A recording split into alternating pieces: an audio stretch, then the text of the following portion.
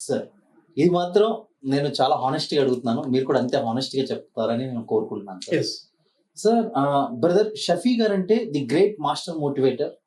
మీ యొక్క motivation classes విని and మీ మోటివేషన్ స్పీచెస్ యూట్యూబ్‌లో విని ఎంతోమంది యువకులు మారారు. ఎంతోమంది నిరుత్సాహంలో ఉన్నవాళ్ళు, ఆఖరికి ఆత్మహత్యల దాకా వెళ్ళిన వాళ్ళు కూడా చాలా మంది డిప్రెషన్ నుంచి బయటకొచ్చి ఒక నూతన జీవితాన్ని ప్రారంభించారు. నా మైండ్ బాలేదా? నా మనసు బాలేదా?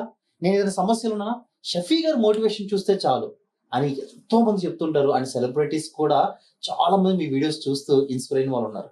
కానీ ఎక్కువ శాతం చాలా మంది చెప్పేది ఏంటంటే, బ్రదర్ షఫీ గారు చాలా అద్భుతంగా మాట్లాడతారు, చాలా అద్భుతంగా మోటివేషన్స్ ఇవ్వగలుగుతారు, అన్ని బాగా చెప్తారు. కానీ లాస్ట్ లో మాత్రం ఖచ్చితంగా ఆయన మతాన్ని బోధించుకుంటూ వెళ్తాడు, ఆయన దేవుణ్ణి ఆయన ప్రమోషన్ చేసుకుంటూ వెళ్తాడు. లేదంటే చివరికి వచ్చేసరికి మా అల్లాయే గొప్ప అంటారు, ఆయన అందరు దేవుడు సమానం అంటారు. ఎందుకు ఇక్కడ మేము వచ్చింది ఆయన క్లాసులో ఉండాలి కదా, ఎందుకు బ్రదర్ షఫీ గారు ఈ యొక్క దేవుడి గురించి చెప్పాలి, మతాన్ని గురించి చెప్పాలి అని ఒక కామెంట్స్ కూడా యూట్యూబ్ లో కూడా నేను చూస్తా ఉన్నాను, ఫేస్బుక్ లో కూడా చూస్తున్నాను, సోషల్ మీడియాలో. సో అలాంటి కామెంట్ చేసే వాళ్ళకి, అలాంటి అభిప్రాయం మీ పట్ల ఉన్న వాళ్ళకి మీరు ఇచ్చే సూటైన సమాధానం, మనసులో నుంచి వచ్చే సమాధానం కోసం ఎదురు చూస్తాను సార్. ఇది చాలా బర్రింగ్ టాపిక్. నిజంగా చాలా మందిలో అపోహ ఉంది. అయితే ఈ ఆలోచన ఎవరికి ఉంది, ఈ కామెంట్స్ ఎవరు చేస్తారంటే, ఎవరైతే నా క్లాసెస్ అటెండ్ అవ్వలేదో, ఎవరైతే నా ఆఫ్లైన్ కానీ ఆన్లైన్ కానీ క్లాసెస్ అటెండ్ అవ్వలేదు, నా పబ్లిక్ మీటింగ్స్ అటెండ్ అవ్వలేదో వారు చెప్పే విషయాన్ని ఇవన్నీ కూడా అపోహ. ఇది యాక్చువల్గా అసలు నా నమ్మకం ఏంటి, నేనేం చెప్తాను అనేది సూటిగా ఇప్పుడు నేను చెప్తున్నాను. నేను ప్రజలకు చెప్తుంది ఏంటంటే, ధర్మంగా బతకండి అని చెప్తాను. ధర్మంగా బతకండి. ఇప్పుడు నా నమ్మకం, నా విశ్వాసం ఏంటి ప్రకటిస్తాను చూడండి. నా నమ్మకం ఏంటిది, ధర్మము అనేది ధర్మశాస్త్రాలలో ఉంది. ఖురాన్లో మాత్రమే ధర్మం ఉంది అయితే ఖురానే నమ్ముకోండి అని చెప్పాలి నేను.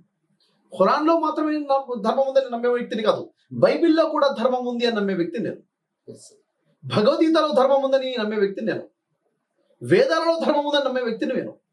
సనాతన ధర్మం సరైన ధర్మాన్ని బోధించే వ్యక్తిని నేను. అంటే నేనేం చెప్తున్నానంటే, మీరు ఎక్కడైతే దారి తప్పిపోయి ఉన్నారో, మీరు ముస్లిం అయినా, క్రైస్తవుడైనా, హిందూ అయినా, మీరు గ్రంథాలను మీరు పట్టుకోండి అని చెప్తారు.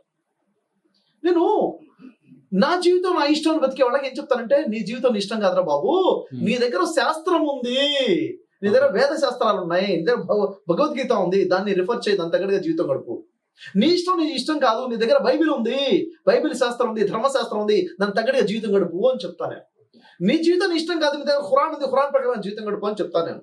అంటే ఒక ముస్లిం ఖురాన్ ప్రకారంగా ఉండాలని, ఒక క్రైస్తవుడు బైబిల్ ప్రకారంగా ఉండాలని, ఒక మన సనాతన ధార్మికుడు వైదికుడు వేదాల ప్రకారంగా శాస్త్ర ప్రకారంగా ఉండాలని సూటిగా చెప్పే వ్యక్తిని తప్ప మత ప్రచారం చేసే వ్యక్తిని కాదు. మత ప్రచారం ఎవరు చేస్తారు, నా మతమే సరైనది, నీ మతం తప్పు, నా గ్రంథమే కరెక్ట్, నీ గ్రంథం తప్పు అని నమ్మేవాడు ఏమంటాడంటే, నీ గ్రంథం తప్పురా బాబు, నా గ్రంథంలో నమ్మేసుకో, నీ మతం తప్పురా బాబు, నా మతంలోకి వచ్చేసాయి, నా మతంలో ఉంటేనే నీకు మోక్షం ఉంది, నీ మతంలో నీకు మోక్షం లేదు అని నమ్మేవాడు మత ప్రచారం చేసి మత మార్పిడి చేస్తాడు. అవును కదా. నేను నమ్ముతున్న విషయం ఏంటంటే, వర్గాన్ని బట్టి దేవుడు స్వర్గాన్ని ఇవ్వడు. నువ్వు ఈ వర్గంలో ఉంటే స్వర్గం ఇస్తాడు, ఆ వర్గంలో ఉన్న స్వర్గం ఇవ్వడు అని నమ్మే వ్యక్తిని కాదు నేను. వర్గాన్ని బట్టి దేవుడు స్వర్గాన్ని ఇవ్వడు, మనిషి క్యారెక్టర్ని బట్టి, మనిషి విశ్వాసాన్ని బట్టి, మనిషిలో ఉన్న మంచితనము సత్కర్మల్ని బట్టి దేవుడు ఆ మోక్షాన్ని స్వర్గాన్ని ఇస్తాడు, కర్మాన్ని బట్టి ఇస్తాడు. అర్థమవుతుందా? మరి అలాంటప్పుడు ఈ జంప్ జిలానీ లాగా ఈ మతం నుంచి ఆ మతంలోకి, ఆ మతం ఈ మతంలోకి జంప్ చేయడం వల్ల ఏం లాభం చెప్పండి? మనిషి సంస్కరించబడాలి, వ్యక్తి నిర్మాణం జరగాలి, వ్యక్తి నిర్మాణం జరగాలి. ఉదాహరణకి అప్పారావు అనే వ్యక్తి డేవిడ్గా మారిపోయాడు, కానీ వ్యక్తి నిర్మాణం జరగకపోతే అప్పారావు అయితే ఏంటి, డేవిడ్ అయితే ఏంటి? ఆ డేవిడ్ అనే వ్యక్తి అబ్దుల్లాగా మారిపోయాడు, వ్యక్తి నిర్మాణం జరగకపోతే ఏంటి? డేవిడ్ అయితే ఏంటి, అబ్దుల్లా అయితే ఏంటి? కాదది పేర్లు మార్చుకోవడం, మతం మార్చుకోవడం కాదండి, మనిషి నిర్మాణం జరగాలని ప్రయత్నం చేసే వ్యక్తి నేను. ఎందుకంటే వ్యక్తి నిర్మాణం ద్వారానే కుటుంబ నిర్మాణము, సమాజ నిర్మాణము, మన జాతి నిర్మాణం, భారత జాతి నిర్మాణం జరుగుతుంది. నా క్లాసెస్ కి వచ్చేవాళ్ళు ఉన్నారు, మతాన్ని చూడరు, అక్కడ వాళ్ళకి బిజినెస్ ట్రైనింగ్ కావాలా, వస్తారు. నా క్లాసెస్ కి మిలినియర్ మైండ్ సెట్ ఎలా ఉండాలో నేర్చుకోవాలా, వస్తారు. లైఫ్ లో సక్సెస్ కావాలా, వస్తారు. స్టూడెంట్సా, వస్తారు. ఫ్యామిలీ కౌన్సిలింగా నా దగ్గరకు వస్తారు. నా దగ్గర చూంటే నా క్లయింట్స్, నా భారతీయులు వచ్చినప్పుడు నేను మతం చూడను. నీ మతం ఏంటి అసలు నాకు అవసరం లేదు. అసలు మతం తిండి పెట్టా సార్, అవును సార్, ఎగ్జాక్ట్లీ. మతం నీ ఇంట్లో ఉంది, నువ్వు పెట్టుకో. ఇంట్లో నువ్వు మతాన్ని ఆచరించుకో.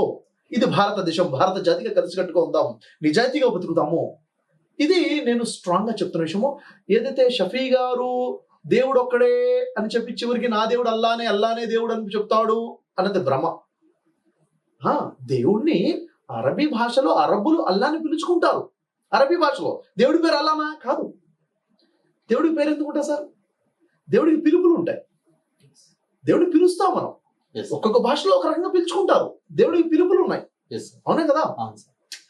మన వైదిక శాస్త్రాల ప్రకారంగా సహస్రనామాలు ఉన్నాయి, అంటే 1000 పేర్లు ఉన్నాయి. ఖురాన్లో హదీస్లో 90 పేర్లు ఉన్నాయి, 99 పేర్లు ఉన్నాయి అంటారు. పేర్లు కావు అవన్నీ కూడా గుణనామాలు. ఆ దేవుడిని పిలిచే పిలుపులే తప్ప ఈ భాషలోనే దేవుడిని పిలవాలి అంటే మూర్ఖులు అయిపోతాం మనం. తప్పు కదా? ఆ దేవుడి పేరు ఇదే అని ఎవడన్నా వాదిస్తే అది తప్పు. ఆ భగవంతుడు ఉన్నాడు, ఆ సర్వేశ్వరుడు ఉన్నాడు, ఆ అక్షర పరబ్రహ్మ ఉన్నాడు, ఆ జీవం గల దేవుడు ఉన్నాడు, ఆ యెహోవా ఉన్నాడు. ఈ విధంగా అరబీలో చెప్పుకుంటే అల్లానే పిలుపు కూడా పిలుపు ఉంది.